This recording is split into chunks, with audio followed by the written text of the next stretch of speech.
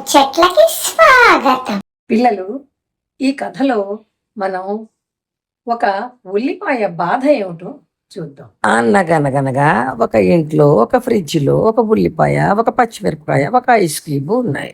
మనం ఈ రోజు ఎలా అయినా ఈ ఫ్రిడ్జ్ లోంచి బయటపడి బయటికి వెళ్ళాలి అని మూడు అనుకుని ఫ్రిడ్జ్ లోంచి గెంతి రండి రండి, ఇప్పుడు బయటికి వెళదాం అని పచ్చిమిరపకాయ అనేసరికి మిగతా రెండు కూడా పరిగెట్టుకుని రోడ్డు మీదకి వచ్చాయి.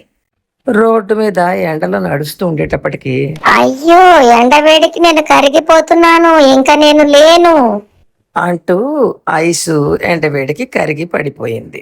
అది చూసిన ఉల్లిపాయ, పచ్చిమిరపకాయ అయ్యో మన మిత్రుడు కరిగిపోయాడు అని రెండు ఏడుస్తూ నడిచి వెళుతున్నాయి.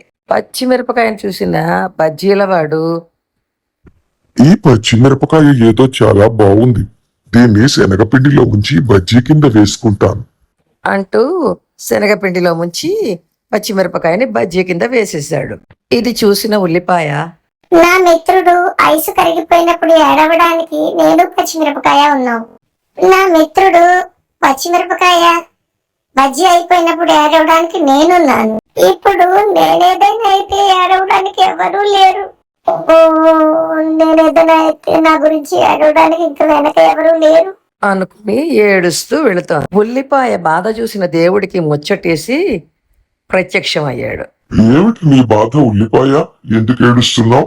అనేసరికి ఉల్లిపాయ మొత్తం చెప్పింది. దానికి దేవుడు ఇలా అన్నాడు, ఉల్లిపాయ, నేను నీకు ఒక వరం ఇస్తున్నాను.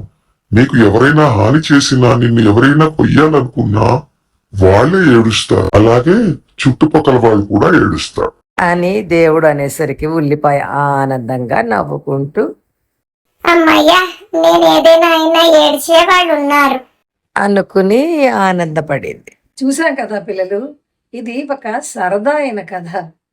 మీకు నచ్చింది అనుకుంటున్నాను. ఇలాగే మరిన్ని కథల కోసం చూస్తూ ఉండండి నన్ను. Thank you.